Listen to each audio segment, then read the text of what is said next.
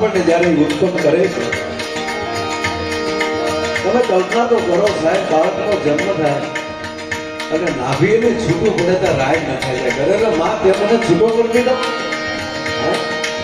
બહુ અદ્ભુત પાત્ર છે માં.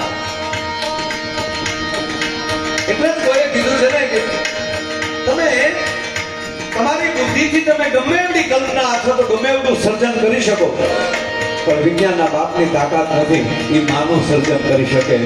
વિજ્ઞાનના બાપની તાકાત નથી એ બાળકનું સર્જન કરી શકે. જેના